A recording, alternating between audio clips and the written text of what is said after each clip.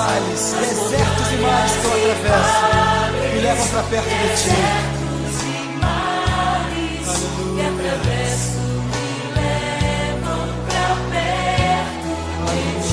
A paz e a graça do Senhor Jesus a todos os presentes. É um prazer recebê-los aqui no Palácio Barão de Nova Friburgo. Mas hoje aqui nós queremos iniciar de uma forma diferente. Estamos aqui com Sua Excelência, Prefeito de Nova Friburgo. E hoje vai estar ministrando para o autoajuda, não com L, a ajuda que vem do alto. Sabemos que Sua Excelência teve um mandato de 4 anos, sofrendo pressões internas e externas. E aí nós queremos que Sua Excelência possa transferir para todos nós aqui a experiência que Deus lhe deu. Por quê? Vou explicar. Sofreu oposições seríssimas e nós acompanhamos pela imprensa. Pior que a oposição dos inimigos, às vezes é justamente aquela oposição dos amigos. O salmista no Salmo 55 falou assim, ó, se fosse um inimigo eu tinha suportado. Eu sei que é inimigo, não gosta de mim, quer o meu mal, quer a minha morte. Mas é pior quando o amigo se levanta contra nós. E durante esses 4 anos, é claro, certamente, como Jesus se angustiou, Sua Excelência deve ter passado por processos de angústias profundas. Sem dúvida nenhuma, sendo atacado pessoalmente, politicamente, e o pior é quando toca na nossa família. Aí desmonta a nossa alma, sem dúvida nenhuma. Mas, graças a Deus, Sua Excelência superou. E foi reeleito como o prefeito mais votado da história de Nova Friburgo. Vamos aplaudir a Deus por isso aqui. Então, evidentemente, eu acho que eu vou tirar Sua Excelência, passar para você, porque aí fica comum entre nós. Queremos que possa transferir para todos nós que estamos aqui, para quem está conectado nesse momento aqui, o que fazer para superar as oposições internas e externas. Como vencer, porque na verdade quando você tem alguém falando mal de você, te criticando, dizer que o que vem de baixo não me atinge, não faz mal, toca, a gente se abate, faz mal. E principalmente quando é alguém da nossa intimidade que às vezes se levanta contra nós, aquela pessoa que você confiava tanto. Então, a mensagem para todos nós, porque temos a certeza que houve uma superação, houve uma vitória, houve graça. Então, por gentileza, possa nos ensinar e transferir para todos nós a palavra, não do prefeito, mas do Johnny Michael, o ser humano que possa compartilhar conosco. Bem, primeiro assim, bom dia, é um prazer enorme tê-los aqui com a gente. Quero aqui agradecer do fundo do coração tudo aquilo que vocês são e representam para a nossa cidade, como ministros do Evangelho, como embaixadores de Cristo, como pessoas que um dia disseram sim para essa árdua, porém honrosa missão de servir uma cidade, né, de cuidar de pessoas, de vidas. Então, eu costumo dizer frequentemente, pastor Renato, que grande mérito dos resultados e frutos que a gente tem alcançado e conquistado até aqui, indiscutivelmente, é pelo posicionamento da igreja. E não é o posicionamento da igreja só nesses últimos 4 anos. É o posicionamento da igreja ao longo da história da nossa cidade, né? Há muito tempo que a igreja tem orado por Nova Friburgo, tem clamado ao Senhor para que a gente viva e desfrute, né, de melhores momentos e que, acima de todas as coisas, a gente tenha um governo que seja justo, né? Porque em Provérbios, quando diz que o justo governa, o povo se alegra, né? E quando o perverso está no poder, o povo geme. Então, algo que tem ajudado muita gente nessa jornada até aqui, embora que às vezes doa no nosso interior, é a gente buscar ser o mais justo possível. Temos as falhas, temos os erros, tivemos e teremos os tropeços, né? Mas sempre no objetivo de querer acertar. Então, eu imagino que para o agente público, para o político de maneira geral, a essência é a gente ter um senso aguçado de justiça, né? Ou seja, tomar as decisões, aquelas que sejam as mais apropriadas, mesmo que para isso, de alguma maneira, vá impactar alguém, ou um grupo, ou um nicho, ou deixar pessoas descontentes. Então, eu imagino que a gente ser justo nas nossas ações, decisões e posicionamento nos ajuda a alcançar em todos os níveis, em todas as situações,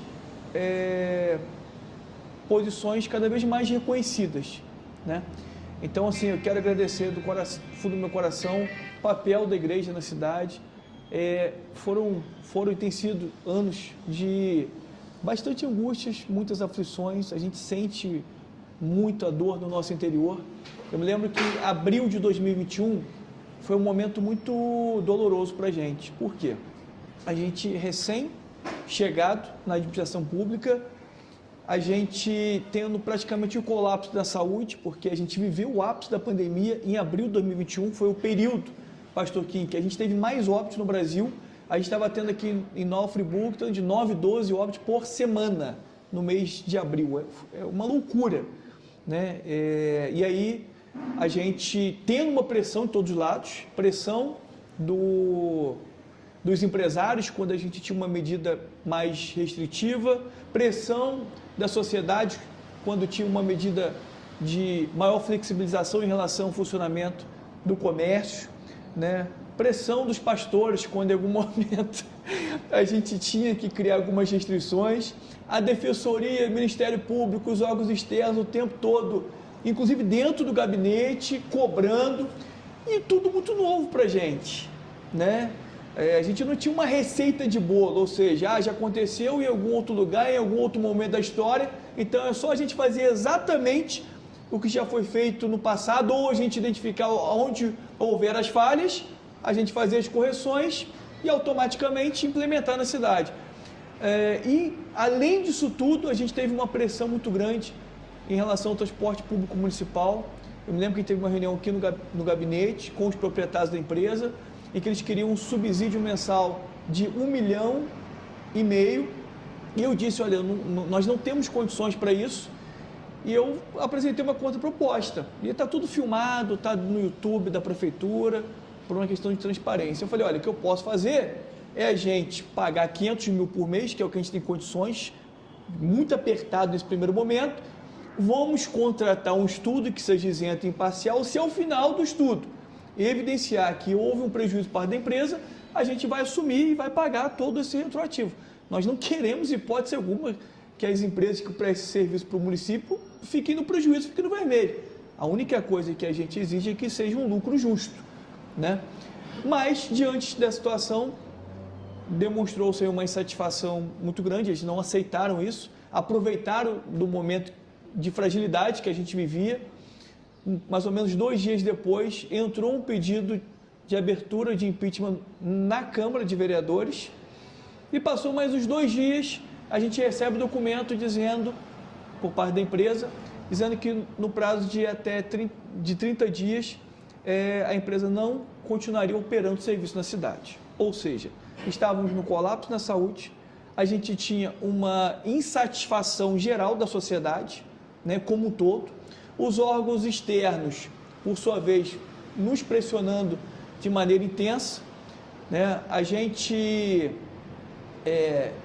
estava próximo de perder um serviço essencial, que é o transporte público, um pedido de impeachment na Câmara de Vereadores, de uma situação extremamente frágil, não dava nem tempo, né, de nós ou de qualquer outro gestor, em 4 meses, né, cometer um crime a ponto de ter um pedido de impeachment. E aí, quando a gente leu, viu que foi extremamente político, porque os argumentos eram: o transporte está ruim, a alimentação, a saúde está péssima, o município está acabado, ou seja, sem qualquer tipo de argumento contundente.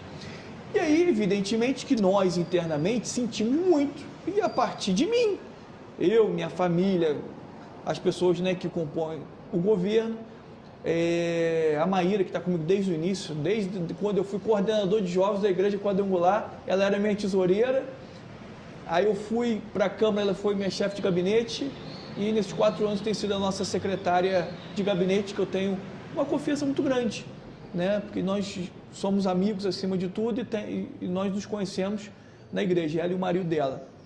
E aí eu senti todo mundo muito abalado, porque a gente viu que podia ser o fim, tudo ruim, tudo dando errado.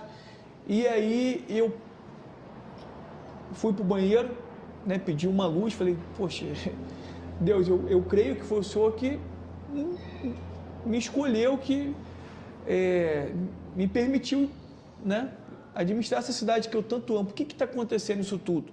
E a gente, como ser humano, a gente começa a fazer uma série de indagações para a gente mesmo. Né? Fala, pô, será que era isso, né, que realmente eu deveria ter tomado de decisão para ser candidato ao executivo e estar passando por essa situação toda? Será que era para eu estar aqui, não seria outra? A gente começa a ter muitas dúvidas, né, no nosso interior. E aí eu chorei, né, e eu senti o conforto do Espírito no meu coração, no meu interior, e entendi que eu, como líder, eu não poderia me demonstrar abatido, eu não poderia jogar a toalha, eu não poderia ver as pessoas assim numa situação de muito desespero, insegurança, incerteza, e eu me desabafar para eles nesse mesmo sentido, para fortalecer esse sentimento que estava dentro deles. Aí Deus gerou um conforto no meu coração. Eu reuni aqui poucas pessoas que estavam com a gente, e eu peguei, conversei com eles, eu dei um tapa na mesa e falei assim, olha, vocês podem ter certeza, Deus já mostrou para o meu coração, nós vamos ter a maior virada da história dessa cidade. Glória a Deus. E eu falei isso, mas eu falei... Profetizou sem saber. Exatamente, mas eu falei, eu falei mais no sentido que eu vou motivar as pessoas. Se eu falar que eu estava crendo no que eu estava falando, eu vou estar mentindo. Eu não estava crendo, mas eu tinha que incentivar, porque se eu como líder jogo a toalha e não acredito que a gente vai virar o jogo, né, imagina os demais. E aí eu lancei isso, aí nesse mesmo dia a gente fez uma reunião com os secretários lá no Teatro Municipal, na parte de cima, e eu falei com eles o seguinte, olha, a gente está há 30 dias de ficar sem o transporte público. A gente precisa fazer um emergencial. A gente tem condições de fazer um emergencial em 30 dias? Eles disseram assim, prefeito, acho difícil, acho que não vai dar. Eu falei, mas tem que dar, nós não temos outro caminho. E aí, eles, então vamos fazer. Aí eu gravei um vídeo, porque nesse momento, né, a gente tem que buscar tranquilizar as pessoas. Eu falei, gente, a questão é o seguinte, vocês podem ficar tranquilos que ninguém vai ficar sem o transporte público na cidade, mas eu falei pela fé também, né? Falei, a gente vai fazer um processo emergencial, ou vai ser a FAO ou outra empresa, mas eu garanto que vocês não vão ficar sem o serviço de transporte público, que é um serviço essencial na cidade. Pois bem, fizemos a licitação, a emergencial, melhor dizendo. Quem ganhou, duas empresas participaram, quem ganhou foi Itapemirim. No primeiro momento a gente ficou muito feliz pelo histórico da Itapemirim, né, a principal empresa de transporte rodoviário do Brasil, né, que tem a maior abrangência.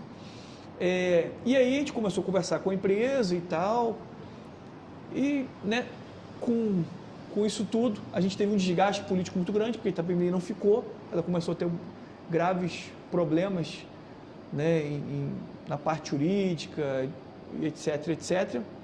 E diante desse cenário, a gente conversando com a empresa, a gente pressionando, né, que ela tinha que apresentar a listagem dos ônibus para poder, em seguida, iniciar a operação na cidade. E aí, eles disseram para a gente o seguinte, olha, a gente está tentando, a gente não está conseguindo, porque existe um monopólio, né, e ninguém vende ônibus para a gente não consegue comprar os ônibus, porque fechou o mercado, a gente não consegue encontrar caminho algum, porque eles se comunicaram entre eles e não conseguiram comprar, a gente não consegue comprar os ônibus. Bem, esse foi o argumento que eles apresentaram para a gente. E aí, mas em algum momento a empresa FAO se sentiu ameaçada, né, porque vai que de alguma maneira a Itapemirim conseguisse trazer os ônibus.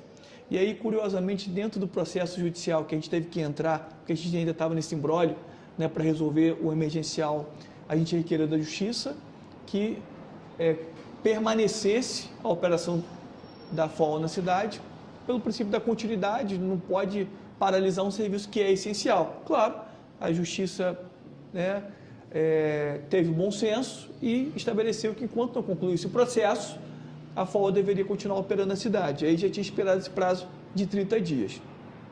E, curiosamente, dentro desse processo emergencial, a FAO se posiciona dizendo o seguinte, olha, porque quando a gente fez o processo, a gente tinha previsto no emergencial um subsídio de R$300 mil. E a FOL se posiciona dentro dos autos do processo judicial da seguinte maneira: a gente aceita os 300 mil para continuar operando o serviço na cidade. Uma incongruência, porque ela botou a faca no meu pescoço que ela queria 1,5 milhão, né? Então ali a gente já começou a ficar um pouco mais aliviado. Opa, calma aí. Ela queria 1,5 milhão, a gente não deu. Hoje ela está satisfeita com 300 mil. Então, assim, para a gente, politicamente, foi um desgaste, foi ruim, sofremos, né? Mas, dentro do ponto de vista de gestão, da administração pública e do resultado e da proteção ao erário, para a gente foi ótimo.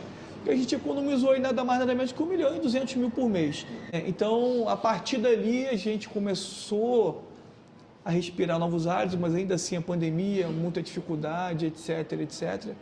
Fomos e temos enfrentado assim, muitos desafios, não tem sido fácil, né?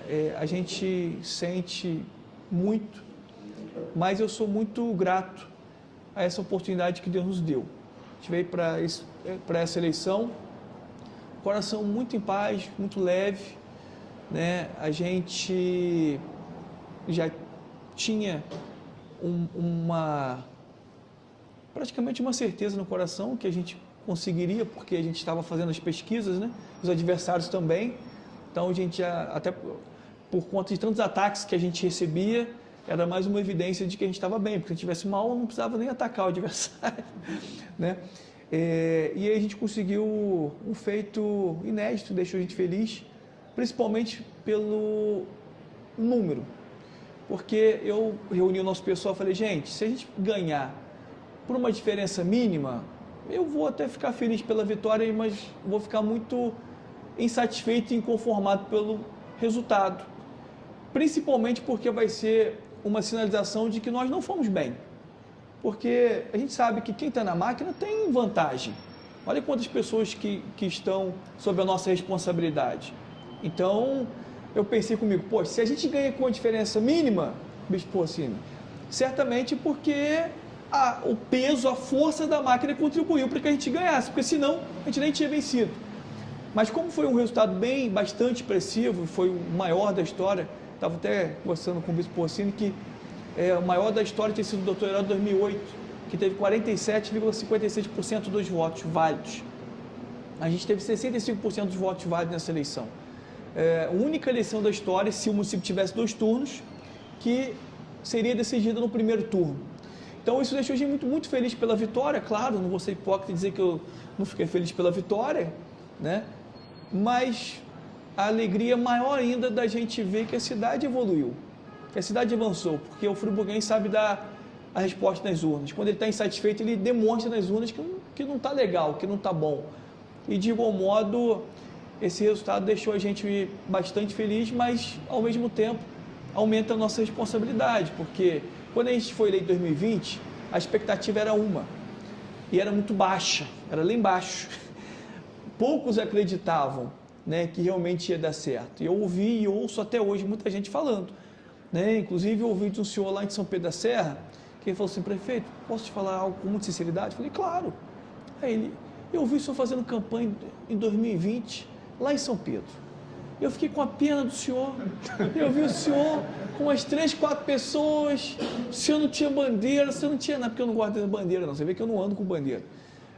Para mim, com a menor quantidade possível de andar na rua para fazer campanha é melhor, porque você vai no comércio, atrapalha o cara, você vai ganhar, você perde o voto. Só uma bandeira que você e ainda que faz exatamente. Não vou falar disso agora.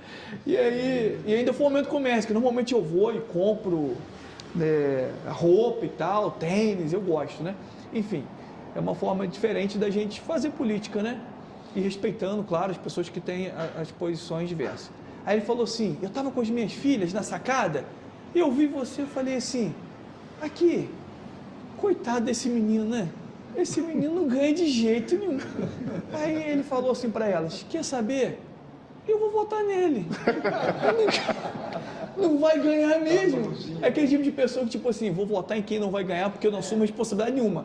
Aí depois ainda fala assim, ó, eu avisei.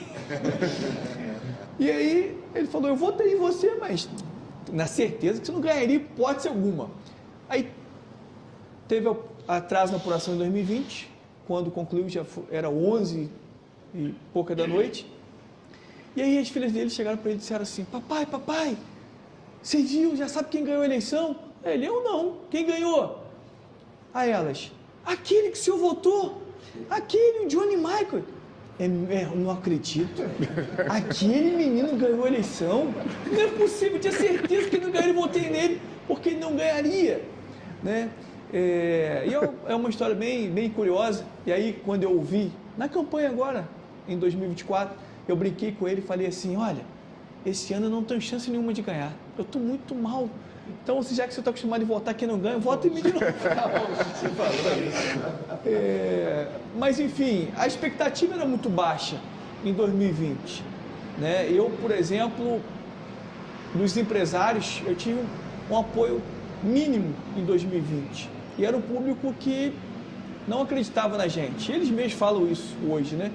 E a gente, com o passar do tempo, foi conquistando, a gente foi ganhando credibilidade a respeito da sociedade e chegamos onde chegamos, né? Então, assim, é uma história em que a gente sempre faz questão de trazer à tona para também motivar a todos, né? Eu vim muito lá de baixo, foi uma infância muito difícil. Minha mãe separada do meu pai, tive traumas na minha infância, a ponto de um período da minha adolescência eu pensar em me suicidar, porque eu morava numa comunidade vulnerável, extremamente pobre, no Lazareto, e eu ainda conseguia me destacar, no sentido que era um dos mais pobres dentro dos pobres. A ponto de pobre por excelência. Pois é.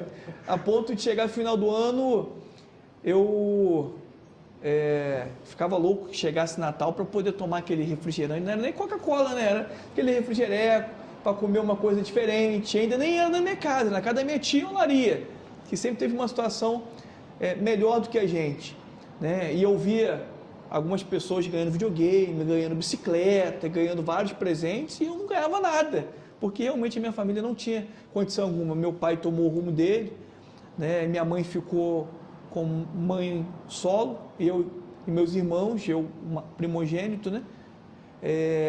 E a minha mãe sentiu uma dor profunda, porque ela não conseguia dar aquilo que ela como mãe gostaria, né, de ofertar para o seu filho.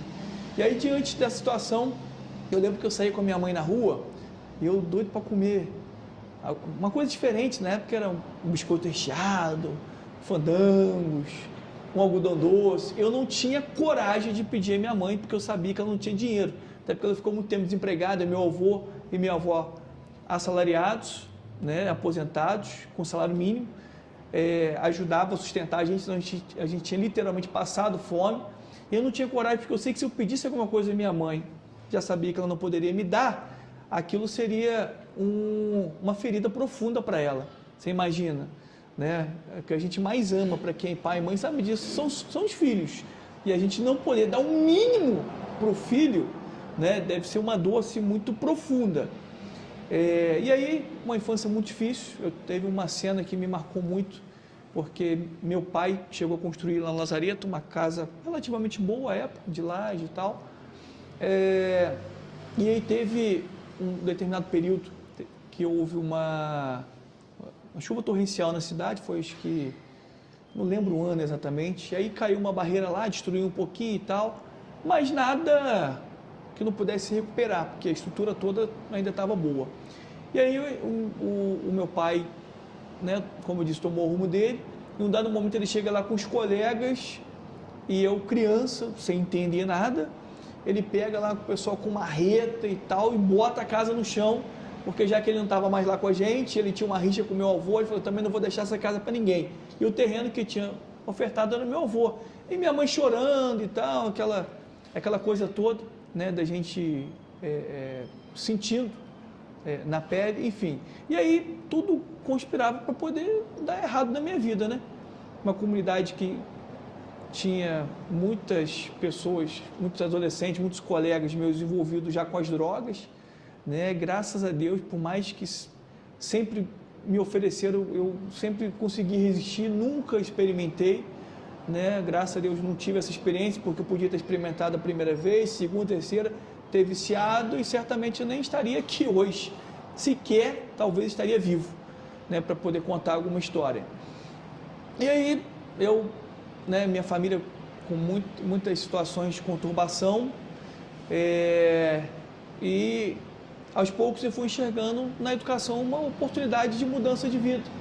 Eu me lembro que na antiga segunda série, Pastor Nazaré, fizeram uma segregação, até hoje considero absurda. Eu estudando Tufiojaic 2 Pedras, aí tinha a turma dos que tirava as melhores notas e a turma daqueles que tirava as piores notas. E aí me botaram para a turma dos que tinha nota ruim, na segunda série. Ou seja, eu tinha uma série de complexos e a escola, ao invés de me ajudar, me incentivar, me colocou ainda mais para baixo. Ou seja, você é ruim, você fica dentre os piores. E eu fui para essa turma, às vezes eu estou com as crianças, eu falo, na época eu fui para tinha turma mais forte e mais fraca. E hoje eu estou com o prefeito. Imagina para qual turma que eu fui? As crianças iam para a turma mais forte, o prefeito, pô, não vai para ser turma. Eu falei, não, eu fui para a turma mais fraca. Mas por quê? Porque eu não gostava de estudar e tal. Então, fui para a turma mais fraca e ali eu tive uma professora que começou a me incentivar. Eu lembro que eu ia comer no refeitório, eu pegava o talher, sou canhoto para escrever, eu pegava assim, ó, para comer. Aí ela pegava na minha mão com todo carinho, né?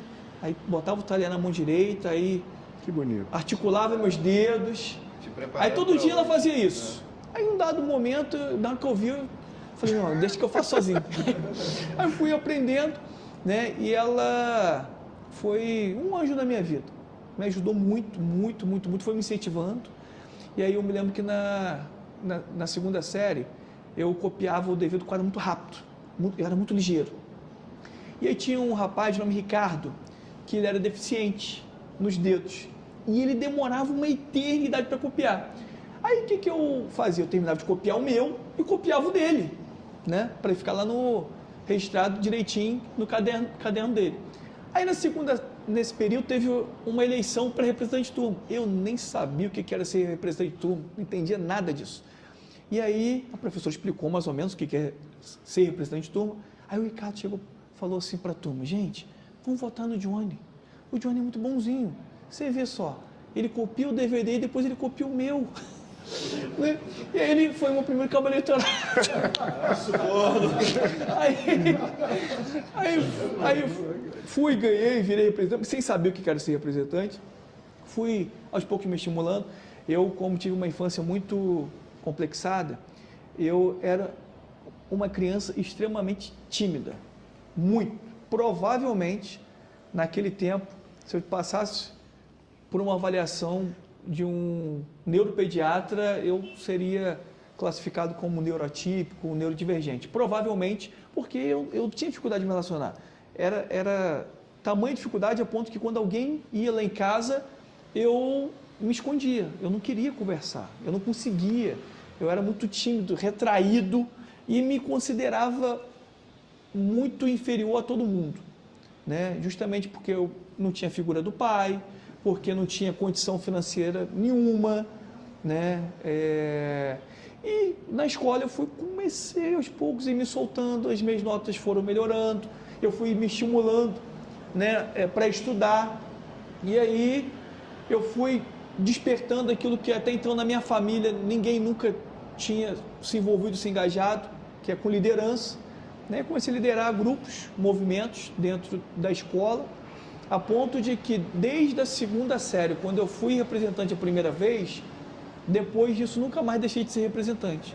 Chegou um determinado momento que a minha turma era a única turma que não tinha eleição de representante, só tinha eleição de vice-representante, porque já era por aclamação, né? E a gente fundou Grêmio Estudantil, desenvolvemos atividades sociais, culturais, esportivas.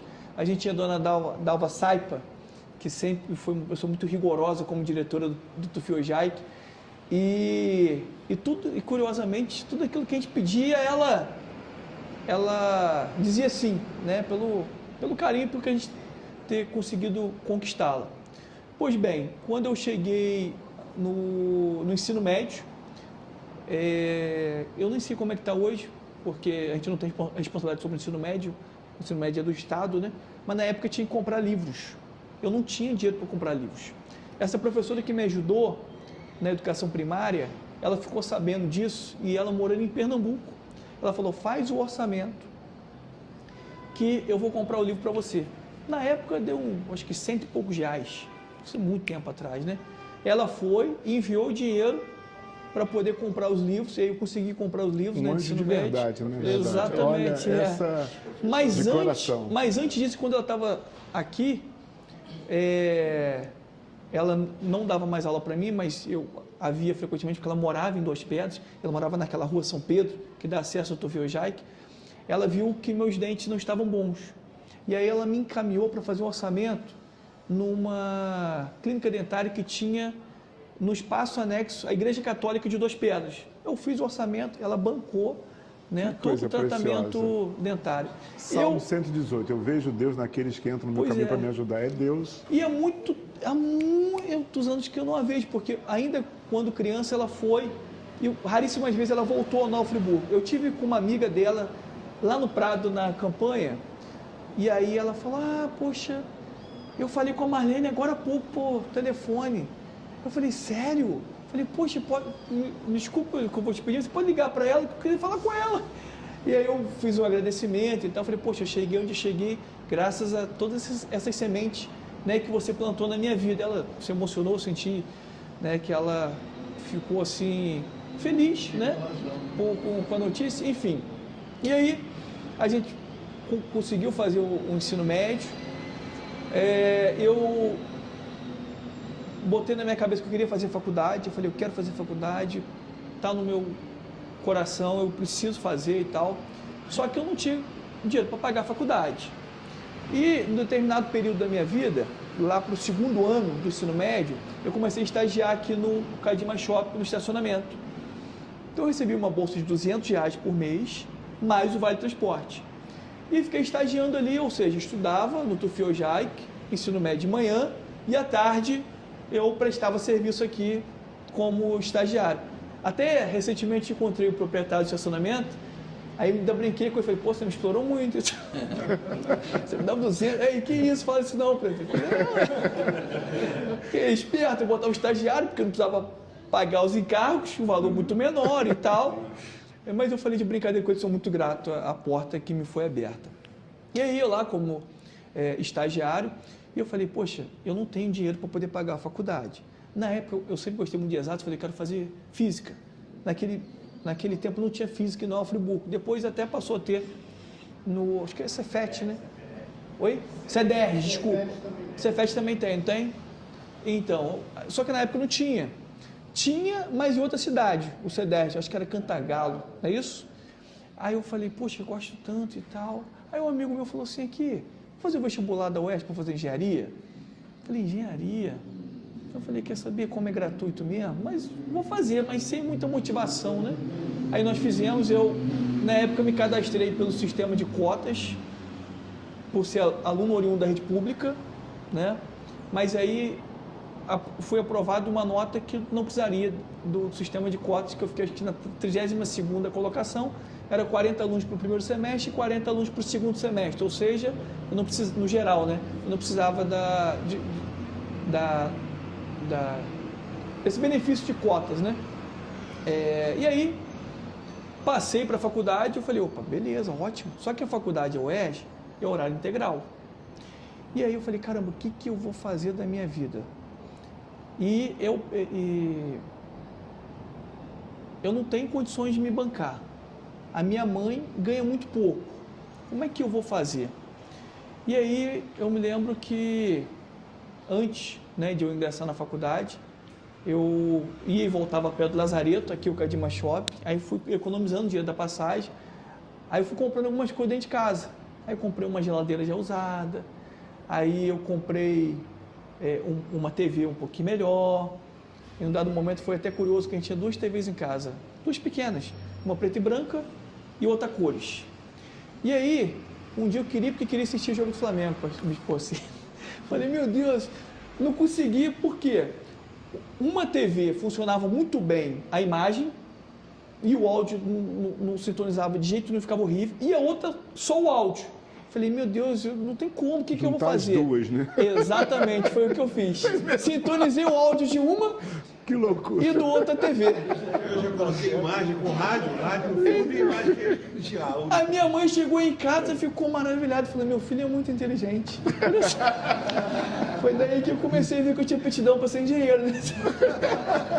Salvou a minha noite, a minha mãe sempre, na época gostava muito de ver novelas, aí salvou, pois bem. Agora, o que me chamou, assim, que marcou muito a minha vida, é que minha mãe tinha a mão muito esfolada, né? Na época era tudo lavado naquele tanque convencional. Então, imagina esfregar roupa, né, com esses elementos químicos, né? Aí a mão da minha mãe, coitada, ficava cheia de ferida. Aí eu comprei, época, nas Casas Bahia, comprei à vista, juntei e comprei. É porque foi uns R$200 mais ou menos. Comprei um tanquinho. Ainda não era aquela lavadora, não, é aquele tanquinho, mas que já lavava, né? E aí, nossa, quando eu comprei, falei, mãe, eu vou te dar um presente. Ela, o que você vai me dar, meu filho? Falei, aguarda. Aí quando chegou o tanquinho, ela foi assim, um dos ápices de alegria da vida dela. Ela ficou tão alegre, tão feliz, né, de a gente ter dado esse tanquinho para ela, e desde então, graças a Deus, nunca mais precisou esfolar, né, as mãos no tanque. Ou seja, era pouco que a gente ganhava, mas sabendo administrar, né, o pouco com Deus acaba sendo muito.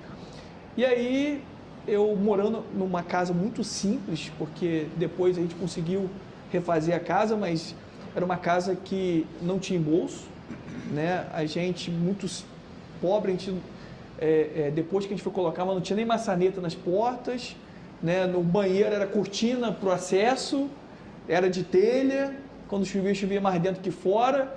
A minha cama, a estrutura dela, com o passar do tempo foi quebrando, então colocou tijolo, né, para poder colocar em cima do extrato. E quando eu estava para ingressar na faculdade, eu falei, caramba, o que eu vou fazer? Porque, como é horário integral é o seguinte, é o dia inteiro, significa que você vai estudar de 7 da manhã a 10 da noite. Mas eu posso ter 2 aulas de manhã, 2 à tarde, 2 início da noite, ou seja, compromete meu dia, né? Não tem como trabalhar. E aí o dono do estacionamento chegou para mim e falou assim, Johnny, a gente gosta muito de você, a gente não tem o hábito de efetivar pessoas, né? A gente sai estagiário e a gente bota outro, mas a gente gostaria de efetivar você porque a gente gosta do seu trabalho. Você deseja, você quer continuar? Eu falei, olha, até gostaria, mas eu fui aprovado na faculdade e eu pretendo fazer faculdade, eu estou para decidir ainda. Mas não tem compatibilidade de horário. Ele, qual é o horário da faculdade? Eu falei, é o dia inteiro. Ele, se você trabalhar aqui a partir da noite até de madrugada, porque ali no estacionamento Cadima tem várias pessoas que pagam mensalidade e ao longo da madrugada inteira tem pessoas que entram e saem, né? Eu falei, claro que eu aceito. Eu aceitei, né? E aí tive a minha carteira assinada, comecei a ganhar um salário melhor, né? E então eu trabalhava de 10 da noite às 7 horas da manhã no estacionamento Cadima, e muitas vezes eu saía de lá, ia direto para a faculdade, que a primeira aula era 7 horas e 50 minutos, lá em cima, na Fundação Getúlio Vargas, ia correndo, às vezes ficava o dia inteiro lá, às vezes umas aulas assim muito teóricas, que a gente ficava batendo cabeça com o sono, né? E aí eu chegava em casa, muitas das vezes tomava banho, trocava de roupa, jantava e já voltava para o trabalho, né? Então eu vivi uma rotina assim muito desgastante. E aí em dado momento, a gente é ser humano, hoje, por exemplo, eu nunca que eu aguentaria fazer isso. Chegou um determinado momento eu comecei a ficar muito nervoso, muito estressado, brigando com todo mundo, porque eu não dormia, me alimentava mal, eu tinha que estudar, e a faculdade de engenharia ela tem os maiores índices de desistência do Brasil, porque é uma faculdade muito puxada, ainda mais uma universidade pública, exigia muito da gente, e eu não tinha uma base que os colegas, grande parte, tiveram, né? Algumas coisas que a gente começou a ver na faculdade, para mim era tudo novo, né? A primeira vez que eu estava vendo, para alguns colegas já tinham visto isso no Dores, já tinham visto no Anchieta, já tinham visto em outras escolas privadas do estado, e até gente de outros estados que prestam vestibular para cá. E aí, diante dessa situação, eu ainda tinha um projeto social no ginásio do Hospécio todo sábado pela manhã, em que as crianças, quando eu estava lá, quando eu não ia direto ao trabalho, me acordavam para poder ter esse projeto social com as crianças. Pois bem, em um dado momento eu vi que eu não conseguia mais conciliar, porque humanamente é praticamente impossível, né? Como eu disse, é muito puxado, nem um curso qualquer, tanto é que já tem 25 anos o primeiro curso de graduação gratuita na UFRIBURG, que foi o curso de Engenharia Mecânica da UERJ, que foi comemorado essa semana, inclusive tive presente na cerimônia. Ou seja, se entra 80 por ano, 25 vezes 80, quanto que não dá? Dá mais ou menos as 2.000. Foram até hoje só 300 e poucos que se formaram, para vocês verem, né, o quanto que é difícil. E aí eu falei com a minha mãe assim, falei, mãe, olha só, eu não aguento mais trabalhar e estudar. Eu tenho que optar por um ou para o outro. Eu provavelmente vou trabalhar, porque eu preciso te ajudar dentro de casa, porque senão vai ficar difícil a situação para a gente. Ela falou assim, filho, não é o seu sonho? Não desiste não, continua que a gente dá o nosso jeito aqui. A gente aperta e tal. Minha mãe trabalhando como auxiliar de serviços gerais, ganhava um salário mínimo, né? E aí eu peguei, e aí chegou a patroa, chegou quem manda. Aí eu cheguei e, diante, né, dessa situação bem complicada, eu falei, então vou continuar estudando. E aí, beleza, fiquei estudando, aí recebi, né, seguro-desemprego, essa questão toda. E aí eu fiquei 11 meses nessa situação, ou seja, praticamente 2 períodos. Em 2004 que isso aconteceu. Quando chegou no final do ano, eu fiquei sabendo que teria prova para monitoria no início de 2005, para disciplina chamada álgebra linear, cálculo, né? O que é monitoria, para quem não sabe?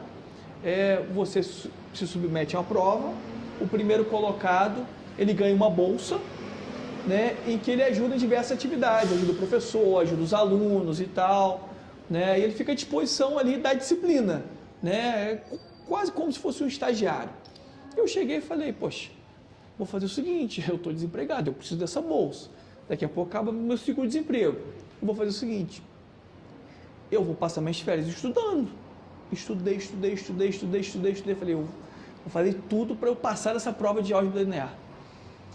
Pois bem, além da álgebra linear, não sabia abrir de uma outra disciplina chamada estática dinâmica, que eu não estudei, falei, nem sabia que tinha, mas eu tinha tido um bom rendimento quando eu a fiz, essa disciplina no segundo período.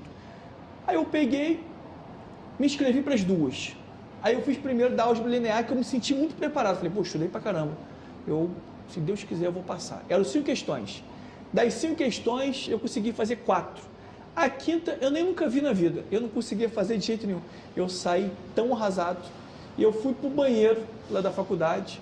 Eu chorei e falei assim, Senhor, me esforcei ao máximo. Apenas para quem está conectado aqui, porque o prefeito já foi no banheiro 2 vezes. É só para explicar que nós crentes, às vezes, por causa do ambiente agitado, a gente acaba indo no banheiro, que é o melhor lugar que a gente tem para orar. Só para esclarecer. Boa observação. É boa observação, porque ele vai para o banheiro, é para explicar, porque às vezes nós não temos lugar. A agitação da casa, do trabalho, é ali que no banheiro que a gente fecha, ninguém incomoda a gente. E a gente ora. Quantos aqui já oraram no banheiro? Olha só. É o nosso lugar de oração. E a mensagem, você prepara, né? Exatamente. É só para esclarecer, porque tantos que vai no banheiro chorar.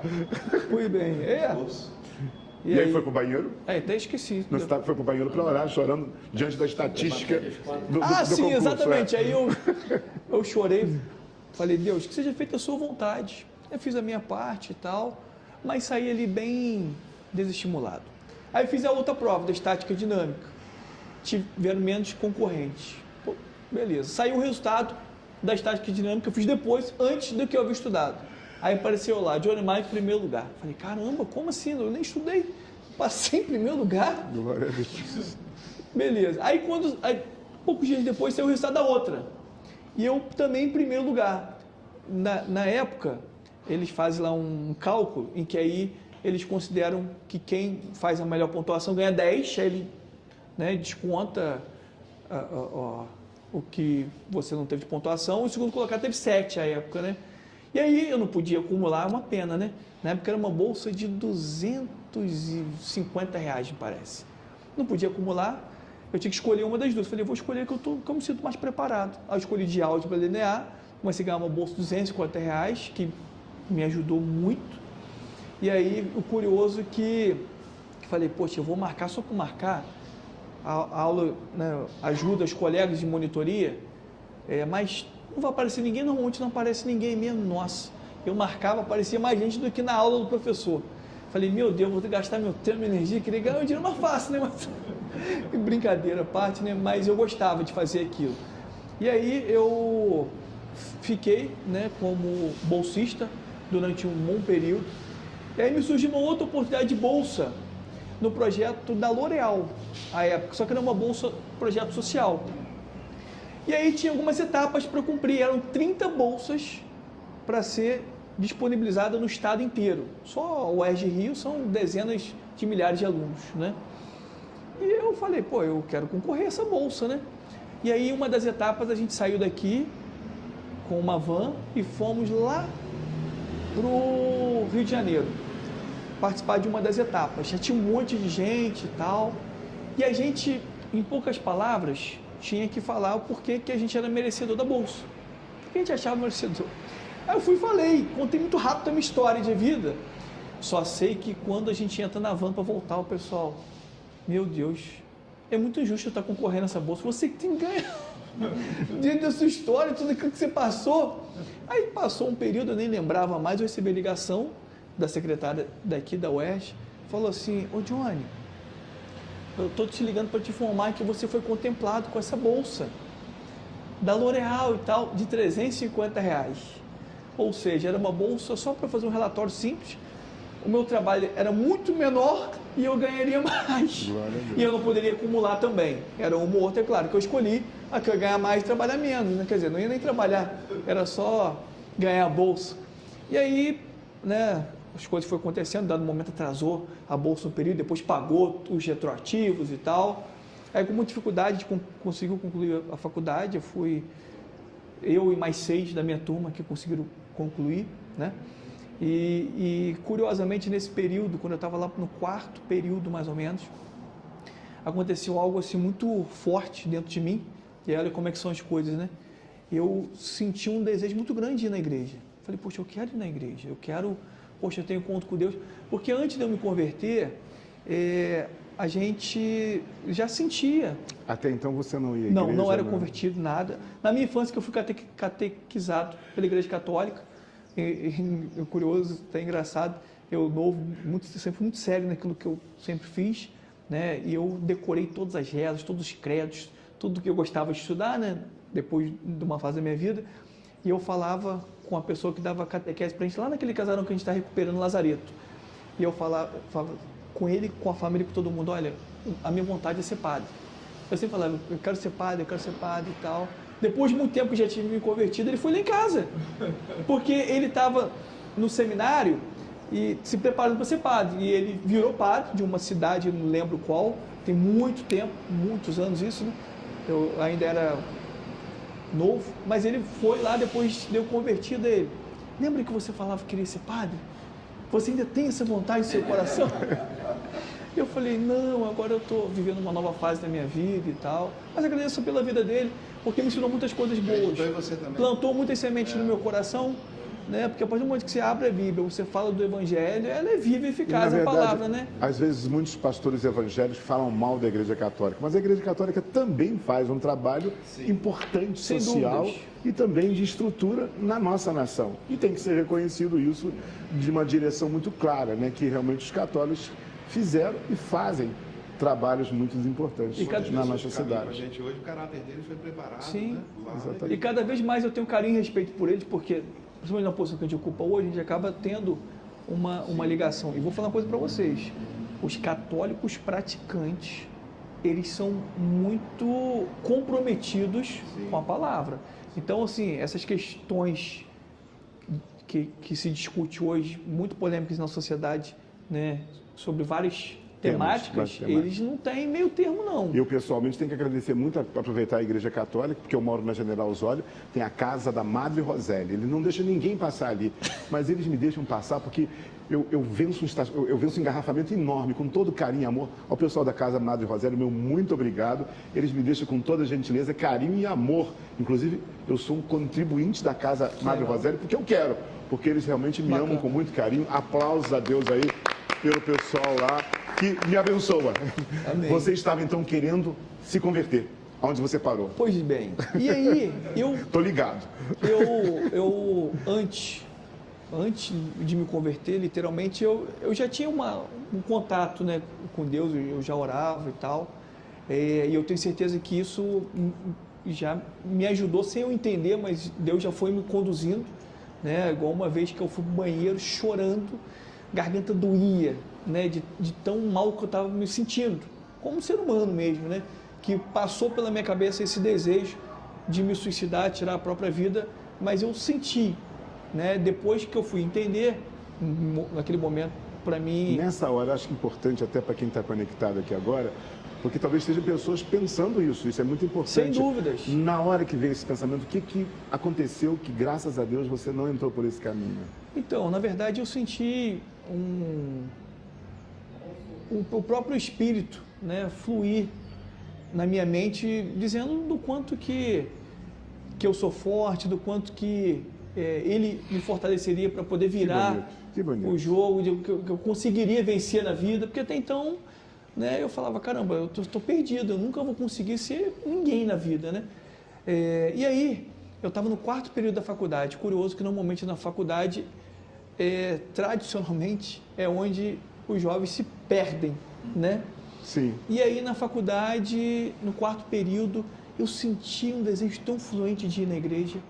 Só que eu sempre fui uma pessoa tímida, né? Embora não pareça, mas até hoje, se eu entrar num ambiente que não é o meu, eu tenho dificuldade. Eu queria que alguém me convidasse para ir na igreja. Olha só que lição, né? Às vezes tem alguém que está esperando ser convidado para ir para a igreja, porque eu... Sua Excelência, é importante isso aqui, olha, preste atenção nisso daqui, que é importante. A gente fica calado diante de alguém que está clamando. Exatamente. Por favor, me convide. Morrendo do lado, precisando de vida, e você calado. Boa palavra. Pois é, e eu querendo, eu falei, poxa, tomara que alguém me convide, porque eu fico meio sem graça. Como é que eu vou na igreja e tal, né? Para você, por causa da tua timidez, você Sim. não tinha aquela coragem de entrar num lugar novo. Pois para poder ali chegar. Eu queria ir já com alguém conhecido. Convidado. Ninguém me convidava, até que um amigo meu não me convidou, mas eu me autoconvidei. Eu falei assim, ô Wallace, você vai na igreja? Foi o seu próprio missionário. Eu falei, Wallace, você tá indo na igreja, né? Ele, tô. Aí eu falei assim, poxa, eu queria ir contigo um dia, será que a gente pode marcar? Ele, pô, claro, ele até ficou surpreso. O missionário se assustou. Aí ele, vamos, ué. Falei, beleza, eu marquei, fui para a igreja. E aí eu comecei a ter algumas boas experiências na igreja. Só que eu pensei comigo, falei, caramba, tá bom, tô gostando, mas eu não quero assumir nenhum compromisso oficial com a igreja. Eu não quero me converter, nada. Eu tô me sentindo bem. Vou continuar frequentando a igreja. Quero ser abençoado aqui. Exato. E aí eu me lembro que eu comecei a participar até muito frequente, né? Por exemplo, domingo de manhã, escola bíblica, eu já ia, não faltava uma. Aí depois tinha culto, tá aí o presente. Aí domingo à noite, culto, presente. Quarta-feira, culto, presente. Sexta-feira, culto à tarde, presente. Quando eu vejo, eu estava frequentando mais que o próprio membro. O próprio pastor. Mais que o pastor. Pastor faltava algumas reuniões, mas você estava lá. Não, eu estava lá presente, eu me sentindo bem e tal. E eu me lembro que teve uma gincana dos jovens da escola bíblica. Eu não conhecia nada da Bíblia ainda, né? E aí era sobre o livro de Atos. Como eu já gostava de estudar, eu li o livro de Atos 4 vezes em uma semana. Quando chegou lá, começou a fazer perguntas, eu sabia responder tudo. Do livro de Atos. A pessoa, caramba, chamou atenção. Chamou atenção até do pastor e tal. E eu resistindo, né? E eu tinha até, como eu falei, uma casa muito simples, eu tinha receio né, que as pessoas conhecessem até a minha casa. Eu falei, poxa, minha casa é tão simples, eu não quero que ninguém saiba nem que eu moro, onde eu moro. Para não ser visitado. Aí a professora da escola bíblica falou, dado momento seguinte, falou, gente, olha só, nós vamos na semana que vem na casa do Renatinho, porque já tem alguns dias que o Renatinho não vem na escola bíblica. Então, nós vamos visitá-lo. Eu falei, o quê? Agora que eu não falto escola bíblica nunca mais. Senão o pessoal não posso faltar de jeito nenhum. Eles vão visitar a minha casa. Foi ótimo. Eu falei, nunca mais. E fui frequentando e tal. E o pastor, pastor João Joaquim Jesus. Pastor, vocês conheceram. Né? Hoje ele está em Nilópolis, idade avançada, mas ainda, graças a Deus, com muita saúde. Isso. Mas é parte de governo, ele fazia parte do governo. Ele fazia? Sim. Sim. E aí ele não tinha muito hábito de fazer apelo, não, né? De conversão e tal. E um dia ele estava pregando a parábola do filho pródigo. E eu nem nunca tinha ouvido falar de parábola do filho pródigo, mas eu estava lá atrás, no meio da pregação dele, eu já senti, eu falei, hoje é meu dia.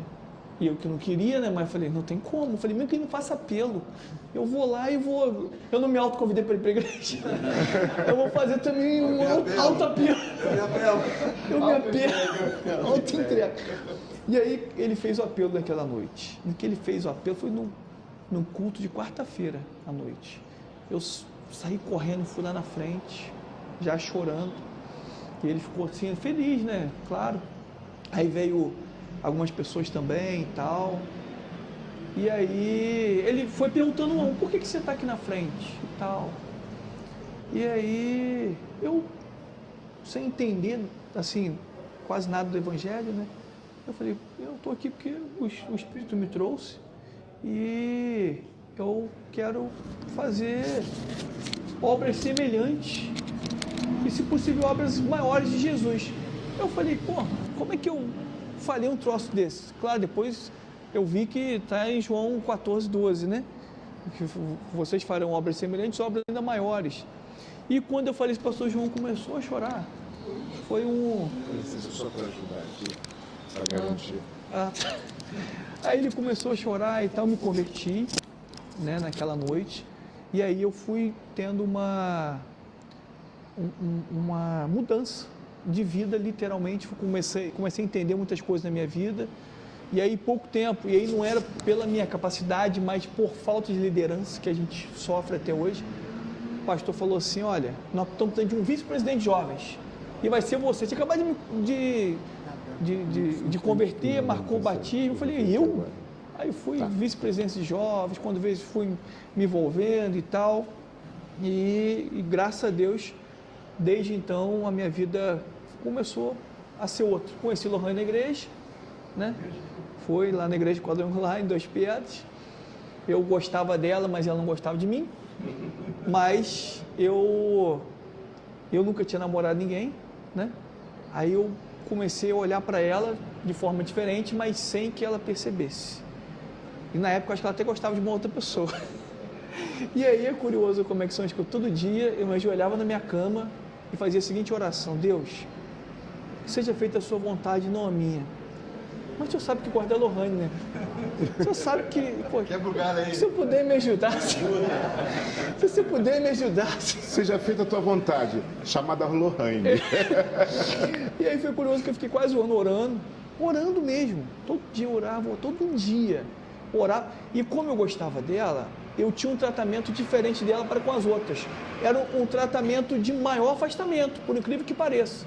Porque eu tinha um receio muito grande. Falei, se ela souber que eu gosto dela, ela não vai querer nada comigo. E aí, como é que eu volto da igreja depois sabendo que eu tomei um fora, né? Na igreja. E aí foi passando, como é que são as coisas? Eu viajei para o Congresso de Jovens em Petrópolis, ela trabalhando no comércio, não pôde ir. E uma amiga nossa chamada Ariana, em um dado momento, sentou do meu lado, na hora de voltar do Congresso, falou assim, tem uma coisa para te falar. Não tem a Lohane? Eu falei, o que tem a Lohane? E eu não compartilhei com ninguém, nem com um amigo, ninguém. Era só eu e Deus, né? Aí eu falei, o que tem a Lohane? Então, a Lohane tá bem gostando de você, isso é quase um ano. Aí eu... Chegou o Evangelho, o Evangelho chegou, as boas novas. Internamente, aquela euforia. Eu falei, só que eu vou me conter, né? Aí eu cheguei e falei assim, olha, vamos orar, quem sabe dá certo. Boa.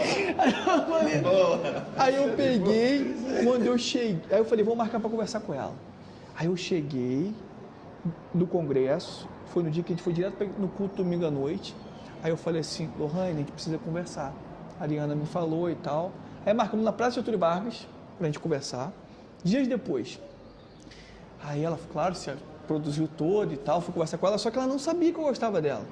E eu falei assim, Lohane, então, a Ariana me falou e tal, que você gosta de mim. Eu também gosto de você já há muito tempo, já oro sobre isso.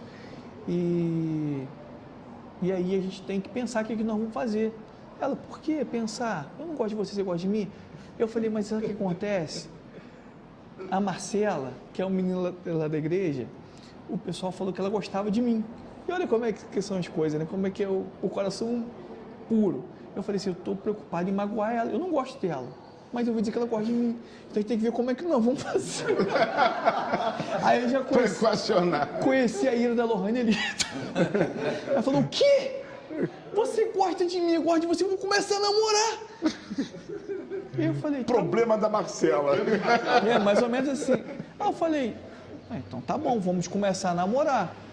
Vamos combinar o seguinte então, vamos conversar com a Leia, que é a nossa líder de jovens, vamos conversar com o pastor João e eu vou conversar com seus pais. Só depois dessas 3 conversas, aí eles autorizando, abençoando, a gente começa a namorar. Daqui 1 ano resolve isso. Aí não, é ruim, foi rápido.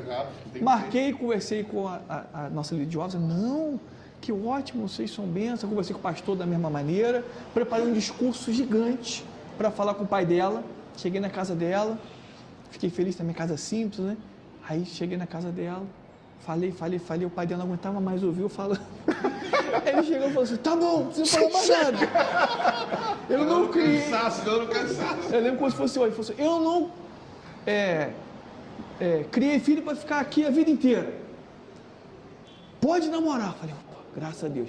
Aí até então a gente não tinha ficado em nenhum momento. Tanto é que no dia que a gente conversou, eu a levei até ali próximo ao Maranata, que a mãe dela mora ali, ela morava ali também, na escada, né? Lá em cima.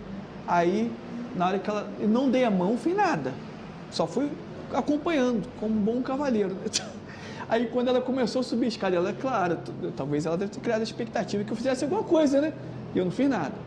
Aí, na hora que ela começou a subir a escada, eu cheguei e falei assim, Lohane. Aí ela criou a expectativa, falou, é agora, né? Agora que ele vai dar o bote. Aí... Falei, vai na parte do Senhor. Ela não foi na parte do Senhor. Mas é porque vocês não sabem de um trauma que eu tive. Sério, eu tive um trauma. Por quê? Eu gostava muito de uma menina na escola. Muito, muito, muito. E a menina parecia que gostava de mim. E eu dava carta para ela, ela entregava carta para mim, eu tinha... essa coisa toda, e o irmão dela estudava comigo, ele até ficava chateado que eu brincava de chamar de cunhado e não gostava. E uma vez botou eu e a menina na sala para ficar com ela, eu não consegui, eu fiquei assim, eu não fiquei com ela. Aí, em um dado momento, ela falou que já não gostava mais de mim, então eu falei, como assim, não gosta mais de mim, essa coisa toda. Aí teve um determinado evento, e eu vi, e me mostraram, né, fofoqueira é fogo, ela ficando com outro rapaz, eu fiquei tão mal com aquela história.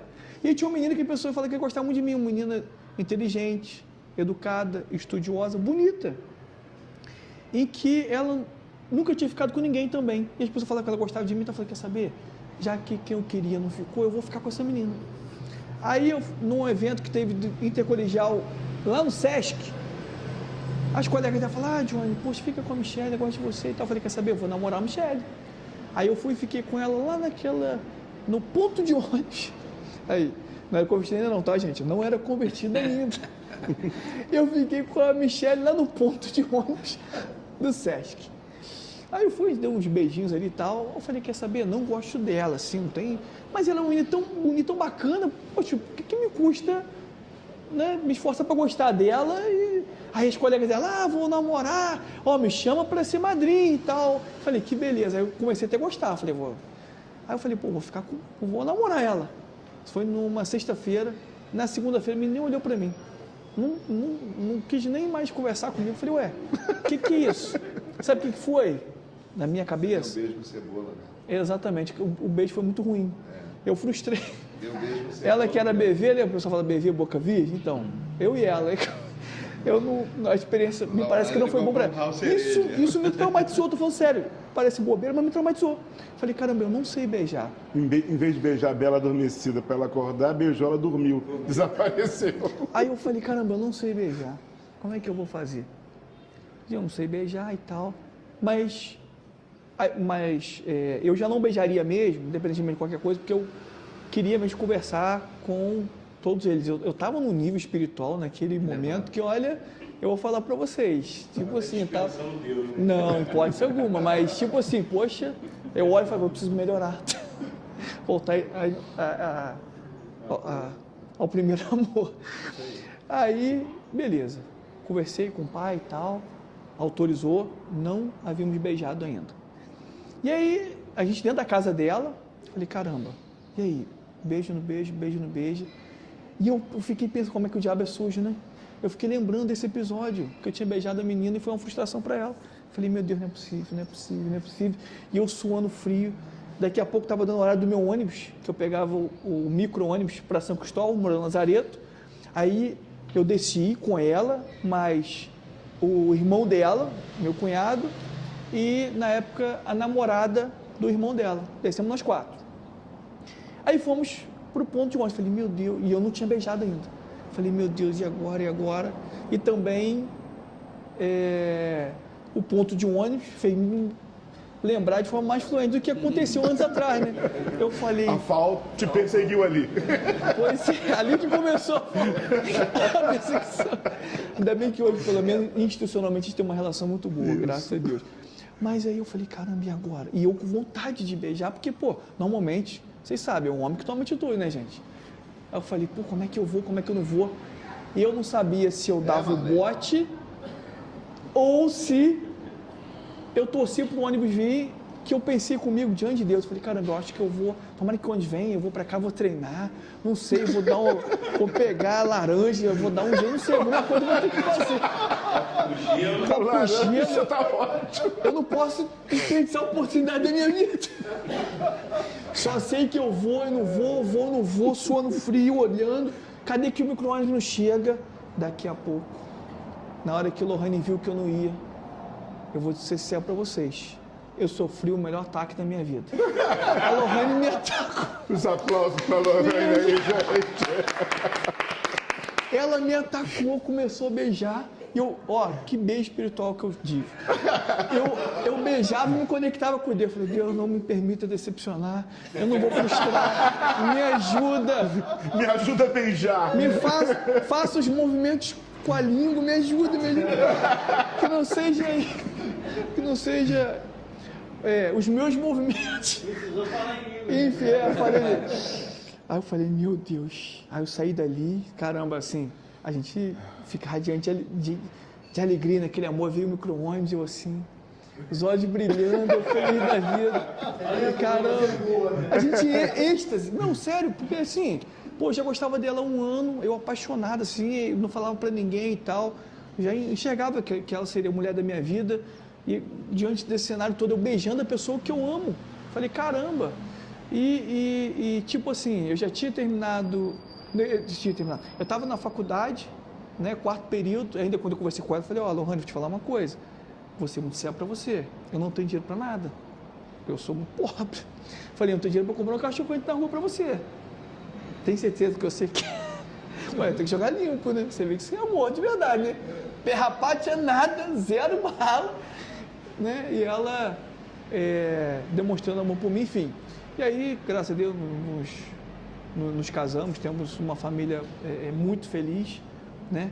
E ela tem sido um grande esteio na minha vida, me fortalece muito, não é fácil. Na verdade, ela sofre até mais do que eu, né? Quando eu recebo uma crítica, quando eu sou apedrejado, ela e minha mãe sentem mais do que eu, né? Enfim, em resumo é isso. Eu costumo dizer que se Jesus me levar hoje, né, eu me sinto assim muito realizado com tudo aquilo que a gente já alcançou até aqui, muito infinitamente além do que eu poderia imaginar durante todas as fases da minha vida. Todas as fases, inclusive a cada fase nova que eu estou, eu me surpreendo, que eu recebo muito mais do que eu plantei, muito mais do que eu mereço, né? Então, assim, eu agradeço, né, a participação da igreja na nossa cidade. Eu fico muito feliz, a gente tem um conselho de pastores, e eu replico isso para outras cidades, que é muito, muito sério, muito comprometido, muito fixado no que diz as Sagradas Escrituras. A gente sabe que algumas cidades, a gente tem alguns conselhos que têm outras visões, outros posicionamentos, que existem pessoas oportunistas, e na humanidade de maneira geral, né? Aqui não, aqui é diferente. E é sempre bom lembrar aqui que o nosso Conselho de Pastores não tem qualquer vínculo partidário político. Estamos aqui para orar. Não fazemos campanha nem para Johnny Mike, nem para ninguém. O nosso Conselho de Pastores é um conselho que busca o reino de Deus de fato. Mas é por isso que é muito respeitado e credibilizado na cidade, porque é o posicionamento que o conselho tem que ter.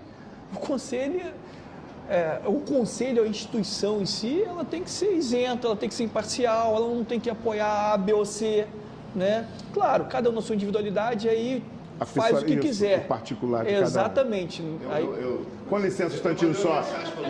Primeira dama está aí, vem até aqui. Vamos aplaudir a primeira dama, por favor. Aê! Personagem principal das histórias aqui.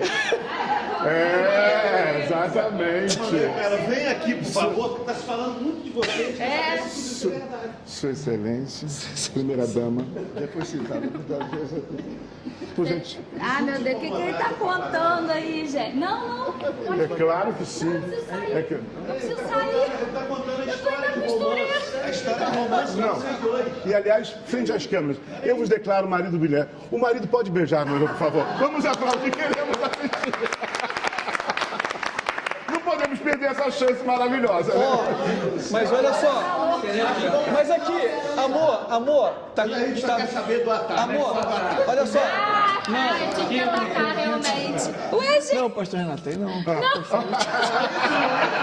Não, Aqui deixa ela falar, eu gente. preciso pra costureira, gente. Eu te atrapalhei, mas eu te mandei isso bem caro. Mas aqui, por favor, a gente... não ouvi isso de você. Mas na época a gente quase tem um problema na igreja. E já resolveu agora.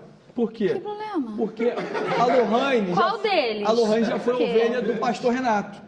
Ela queria porque queria que o pastor Renato celebrasse o casamento. Sim. Tá vendo? E ainda quero renovar os votos pra você renovar. Muito bem. Mas o homem não quer. O quê? Ele não quer. Gente, acabou. Vítima já. Eu quero ser padrinho de seu. Mas olha só, eu falei com ela, acabou de ser renovado os votos em outubro. Ela quer... Ó, eu mereço, né? Não, isso sério. porque o Renato... Não, mas ela queria que o pastor Renato fizesse o casamento. Aliás, eu era não. Só que a gente era de uma igreja. Eu falei, pô, eu vou ficar mal com o pastor da igreja. Eu que ficar Eu vou trazer o pastor de outro. Não tem Com a palavra, problema. primeira dama. Não, na verdade, eu vou ficar mal com o meu pastor. Tá vendo? Eu tô errado? Vocês como pastores, eu tô errado? Eu vou ficar mal com o meu pastor? Você vai levar pastor de outro, Não, imagina. eu não ia ficar mal. O Albertino, o pastor Albertino, ele ia entender e ele ia dividir o altar com o pastor Renato. Ele ia entender. Mas Não ia não, entender, porque você- olha só. você conhece muito bem Meu primeiro. Mas Ele aí não eu ia ia aceitar. fazer ele entender. Eu ia fazer ele entender. Porque assim, o Renato, eu já falei pra ele, ele é meu primeiro pastor e vai continuar sendo sempre. Não, o primeiro pastor é ele. Tô brincando. Não, daqui na terra. O Renato. Primeiro pastor é ele. Vai ser meu pastor. Meu pastor. Vai ser meu pastor. Não, já falei pra ele que não é assim, é assim, ó. Não é assim que ele cumprimenta, me dando um abraço. Você não orou, não. Seu pastor? Sim. Fala do ataque, que a gente precisa terminar aqui agora com você. Tá. tá? Eu tive que atacar esse menino, porque... a gente já tinha sentado na praça, conversamos horas, me levou em casa, não me deu nem uma bitoquinha. Beleza, fui embora. Aí marcou 3 dias depois, já tinha conversado com o pastor, com a líder nossa de jovens, já tinha falado com meu pai e o menino nada. Tá ali me olhando, eu falei, meu filho, ou vai ou racha, aí tive que agarrar. Aí avançou. Avancei, agarrei ele. Outra escova eu sei Marlene. E aí eu ensinei ela a beijar, não foi? Ah, claro que não, o beijo dele foi horrível.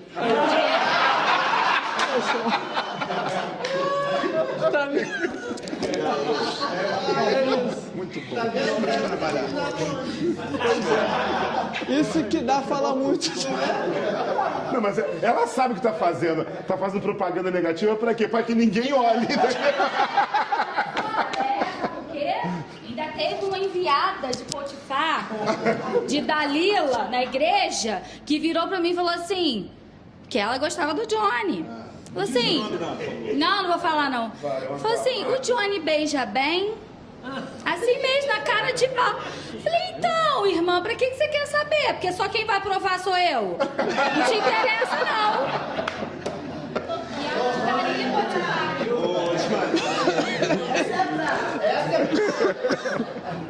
Eu orava por você, depois da manifestação dela, agora eu jejum. É luta, hein, mano? Muito bem, mulher de fibra. Tá certo.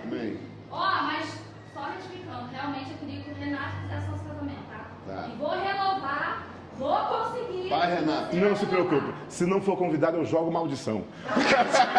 Não, mas eu vou ser, não, tô ameaçando ele aqui. Tô ameaçando o prefeito. Mas eu já combinei com ela o que a gente vai fazer. Ótimo. 50 anos de casados. Pastor, Eu vou estar na eternidade. Renato, eu vou entrar assim. Eu nem entro, minha filha. Sou bengala, né? 45 anos. Meus parabéns. Parabéns. Vai fazer a cerimônia. Testemunho forte, né? 45 anos. Sua Excelência Prefeito, aproveitando que eu estou dando golpe tanto no presidente do Conselho de Pastores, quanto do ponto de vista mobiliário do nosso cuidado, Palácio Barão de Nova Friburgo, eu estou prefeito, que eu estou sentado na cadeira principal aqui. Não, mas foi o prefeito que me colocou aqui, eu não queria. Mas aproveitando Tem que dar golpe nos nosso dois. prefeito. Tem que dar golpe no município. Não vou contar isso não. Aproveitando então, queria que Sua Excelência não, que aqui é você, eu pudesse orar por todos nós. Quem sou eu? E também para quem está conectado conosco aqui. Para quê? Para que essa transferência de superação possa alcançar todos nós, como quem está conectado. Afinal de contas, Deus fez uma linda obra na sua vida. Amém. E que isso seja transferido para todos nós aqui agora. Posso orar, por favor? Amém. Vamos orar.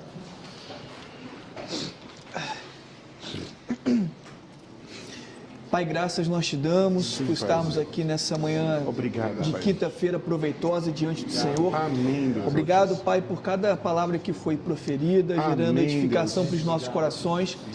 Obrigado, Pai, porque bem sabemos que o Senhor levantou, o Senhor despertou a cada um dos seus filhinhos e filhinhas Olha, Espírito e um Santo. dia disseram sim para esse chamado, Amém, para essa vocação de serem pastores e pastoras, de cuidarem de vidas. Quantas pessoas chegaram e têm chegado nas igrejas completamente arruinadas emocionalmente, com feridas profundas, com uma série de enfermidades, pensando em desistir, e o Senhor tem usado os seus profetas para liberar palavras que têm gerado transformação de vidas. Assim como aconteceu comigo, Senhor, anos lá atrás, quando eu cheguei na igreja sem perspectiva, mas a Tua palavra, que é viva e eficaz, penetrou fluentemente, intimamente no meu coração, gerou e tem gerado transformação, gerou e tem gerado novidade de vida todos os dias. E assim o Senhor também fez e tens feito, porque o Senhor mesmo de ontem, hoje e eternamente será o nosso Senhor. Então continue, Pai, a fluir e a frutificar através da vida de cada um dos seus pastores e pastoras nessa cidade.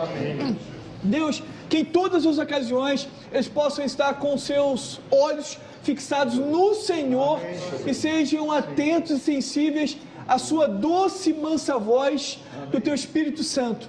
Então, que em todas as situações de conquistas, de muitas realizações, mas também nos momentos de fraquezas, nos momentos de vulnerabilidade, nos momentos, ó Pai, em que eles sentirão no seu interior sentimentos profundos e pesados, que o Senhor possa estar revigorando seus corações, as suas mentes. A gente sabe que dia após dia a gente tem sentido e percebido, até porque o cumprimento das Sagradas Escrituras, por se multiplicar a iniquidade, o pecado, o amor de muitos esfriaria.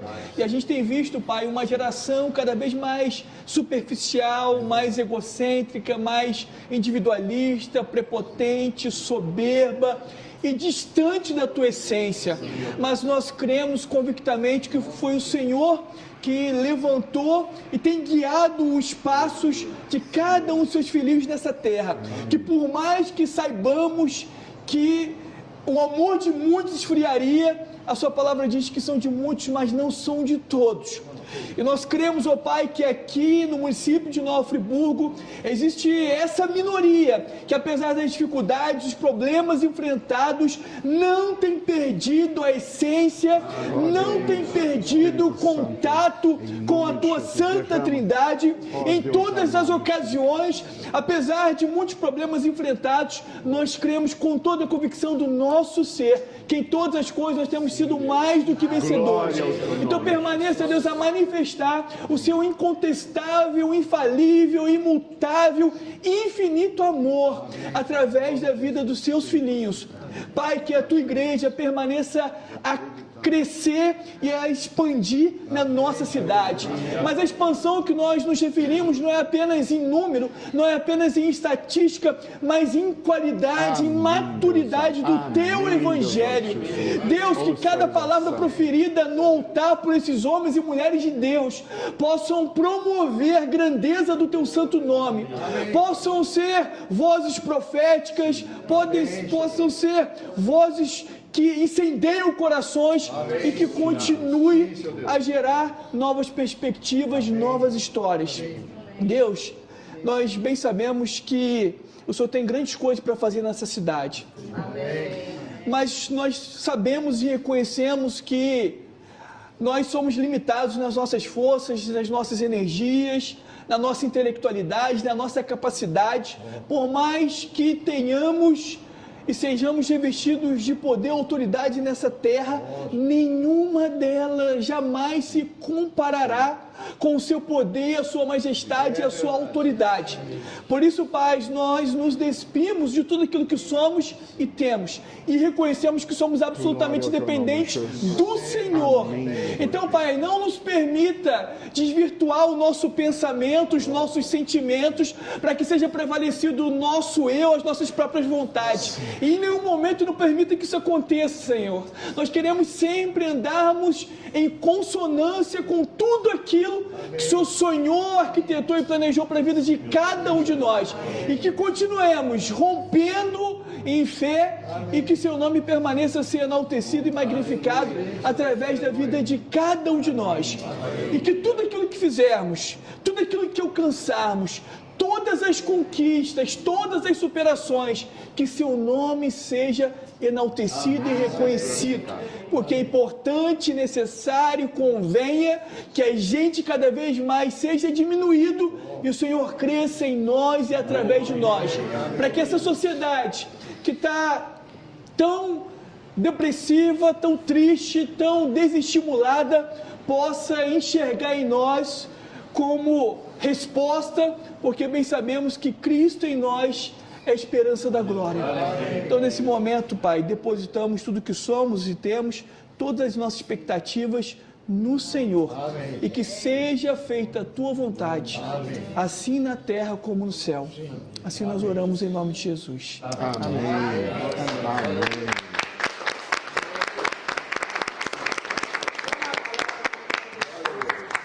Salmo 128, quando está aqui.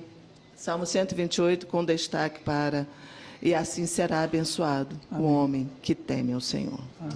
E aproveitando, já que eu estou dando golpe aqui, tanto no Conselho quanto na Prefeitura, por favor, Sua Excelência. Amém. Vamos estender as mãos. Nosso querido presidente vai orar e abençoar o prefeito aí. Amém. Nós queremos agradecer a você, Johnny. A gente está te chamando aqui de Johnny porque você aqui hoje é Johnny e pastor Johnny no meio da gente do Conselho de Pastores de Nova Friburgo. E é assim que o Conselho se comporta o ano inteiro. Conversar, descontrair, orar, e é para isso que nós estamos aqui hoje. E nós queremos agradecer a você, toda a sua equipe, e agora juntos nós vamos orar também. Abençoando você para esse novo pleito, esse novo tempo no ano de 2025. Um ano que a gente não conhece ainda, mas o Senhor conhece porque o Senhor já está lá nos esperando no nome de Jesus. Nós te agradecemos sim, ó Deus, por tudo que nós vivemos durante todo esse tempo, meu Pai, nesse ano, no ciclo que foi aberto, Senhor, de 23 a 24, nós contemplamos tanta coisa nesse ano.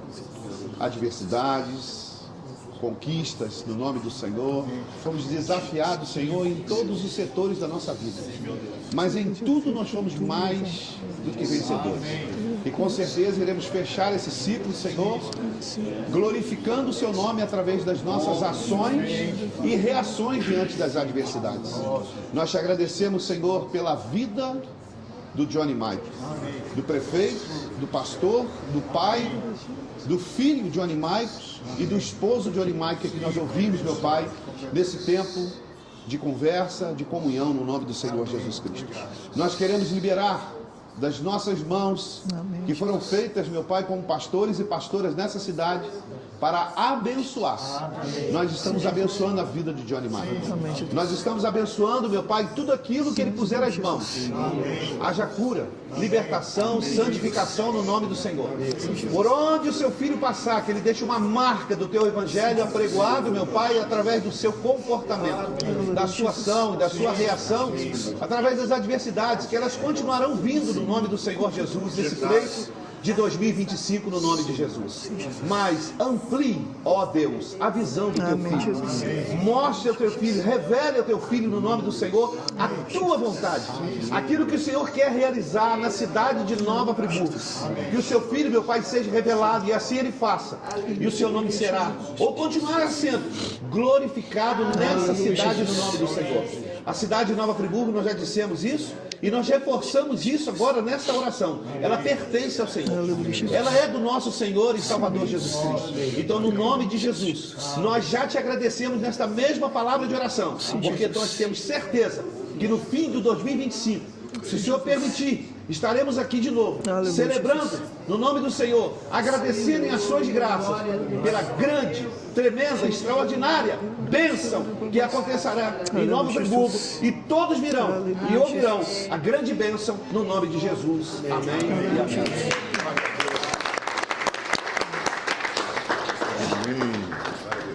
Obrigado, tá?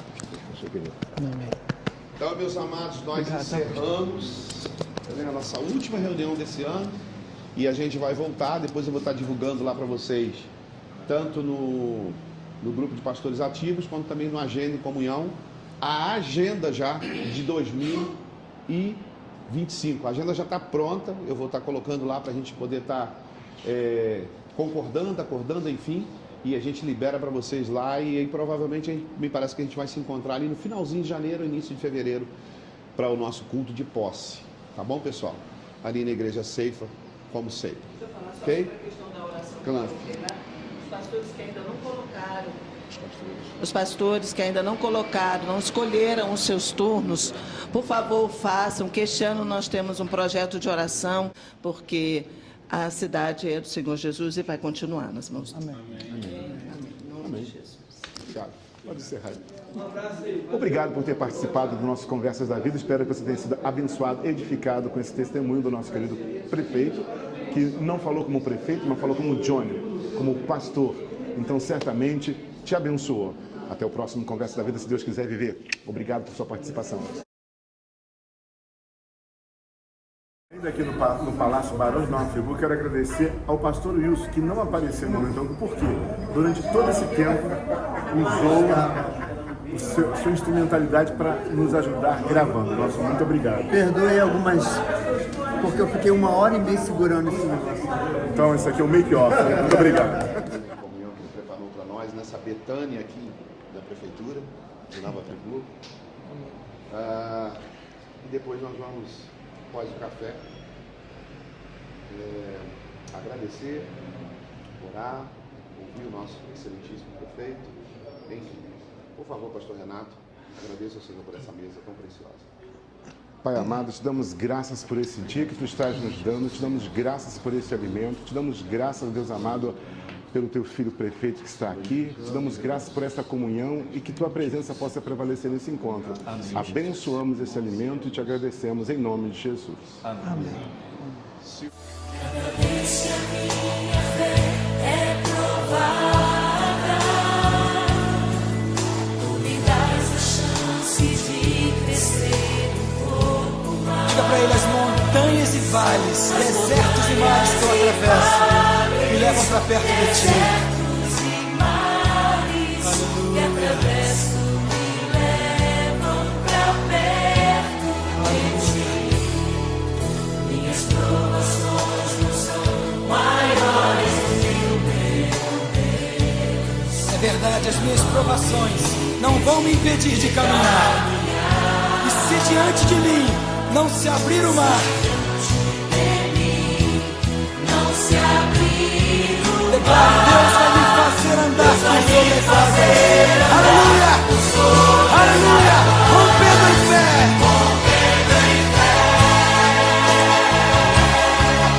Minha vida se revestirá do teu poder, rompendo em fé. Diga com ousadia: eu vou mover no sobrenatural. Oh, eu vou lutar e vencer. Ó Senhor,